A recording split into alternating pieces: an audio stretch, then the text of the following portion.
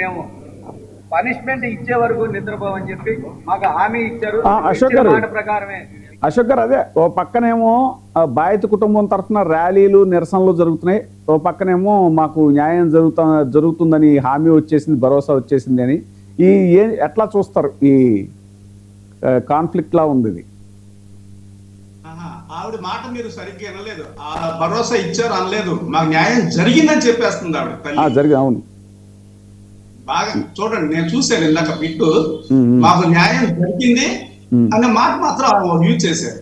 మరి అది ఏ న్యాయం జరిగింది అన్నది ఈ రోజున ఆమె కోసం ఎన్ని ఇన్స్టిట్యూట్స్ కానీ, ఎన్ని ఏజెన్సీలు కానీ, ఎంతమంది అడ్వకేట్స్ కానీ, ఎంతమంది పౌరులు కానీ, పార్టీలు కానీ, సంఘాలు కానీ, స్వచ్ఛంద సంఘాలు కానీ ఎన్నో మంది పోరాటం చేశారు.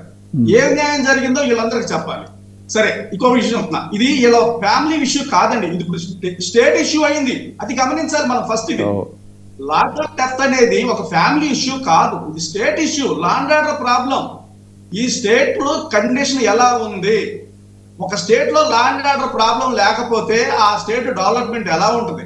లా అండ్ ఆర్డర్ లేని రాష్ట్రం ఏది? రాష్ట్రమైన దేశమైనా లా అండ్ ఆర్డర్ లేకపోతే అది శ్మశానంతో సమానం అండి.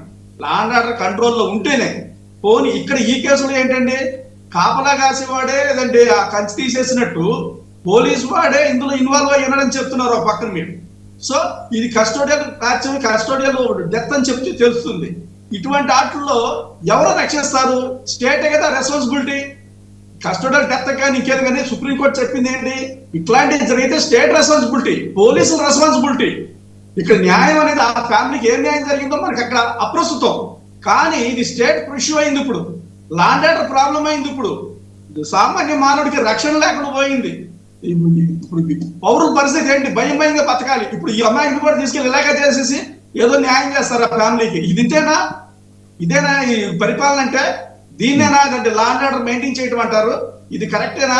ఇంకో విషయం చెప్పాలి, ఈ కస్టోడియల్ డెత్ లో ఒకటి చెప్పాలండి. ఈ కస్టోడియల్ ఈ డెత్స్ ఏవైతే ఉన్నాయో వాటిలో వీళ్ళు పోలీసులకి అన్ని తెలుసు.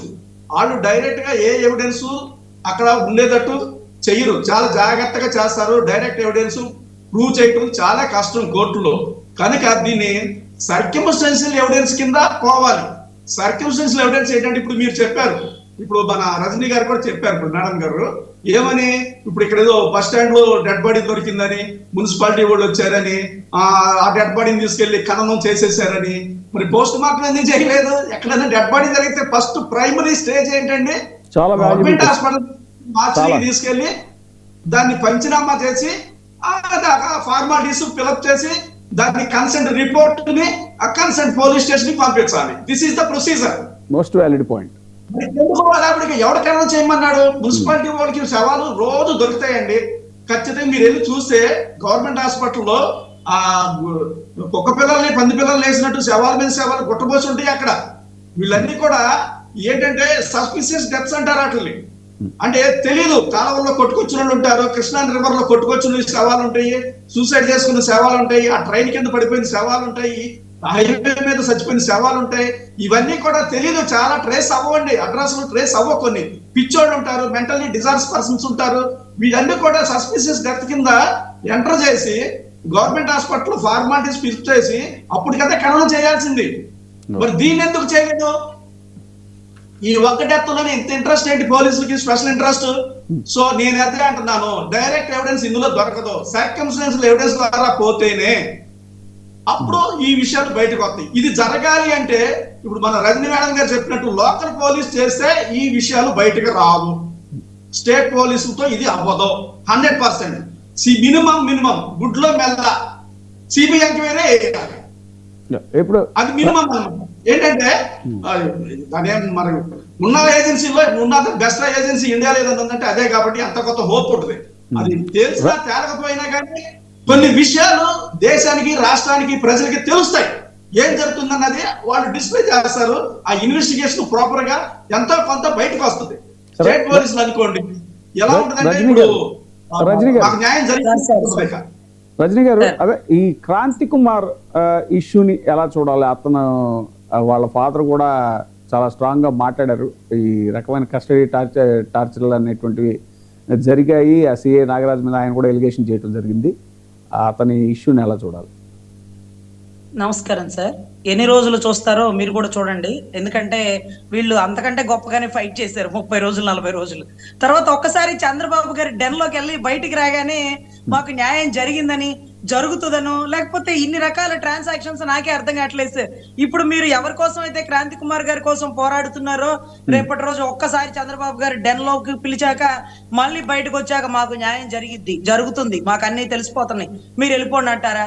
అంటే పిలిచే వరకే మీరు ఏమైనా కార్యక్రమాలు చేయండి. ఇది కరెక్ట్ కాదు, ఇది సంఘ విద్రోహ చర్యలు, పోలీసులు. అసలు ఆయనకు అర్థం కాని విషయం ఏంటంటే, నాగరాజు నీ అకౌంట్లు ఏమేమి ఉన్నాయో తొందర బయట దివయ్యా బాబు, అందరిని ఒకేసారి కలిసేస్తా, ఒకళ్ళు వస్తూ మాకు న్యాయం జరగలేదు అంటే రండి మీకు న్యాయం చేస్తాను. ఆ లోపలికి వెళ్ళి బయటకు వస్తున్నారు సార్. అదేదో అభిమన్యుడు పద్మవయంలోకి వెళ్ళి వెనక్కి రావడం తెలియదు అనేదో అంటారు చూడండి. లోపలికి వెళ్లే వరకు మాత్రం వీరోచిత మాటలు మాట్లాడతారు. లోపల నుంచి బయటకు వచ్చాక న్యాయం చెయ్యాలి, చేస్తారని నమ్మకం ఉంచుతున్నా, చెయ్యకపోతే మా పోరాటం మళ్ళీ ఇలాగే బిగిన్ చేస్తానంటూ అనలేదండి. న్యాయం జరిగింది, న్యాయం చేసేశారు, చేస్తామని చెప్పారు. మాకు నమ్మకం కుదురుతుంది. గౌరవ నారా చంద్రబాబు నాయుడు గారిని చూడడమే అదృష్టం అంటే ఆశ్చర్యం అవుతుంది సార్. మీరు చెప్పారు ఇంతవరకు పోరాడిన వాళ్ళు సీరియస్ అయ్యారంటండి, అందరి మీద చాలా సీరియస్ అయ్యారంట. ఈ ఇష్యూ ఆయన ఫారిన్ ఎక్కడికి వెళ్ళారు కదా, వచ్చిన తర్వాత చాలా సీరియస్ అయ్యారంట ఈ అందరి మీద. సరే, ఆయన ఒక్క నిమిషం ఆయన ఫారిన్ 40 రోజులు బోలా, 30 రోజులు బోలా, 5 రోజులు బోలా, 10 రోజులు బోలా. ఆయన ఫారిన్ వెళ్ళాడు, ఈయన తెలంగాణలో పార్టీ ఆఫీస్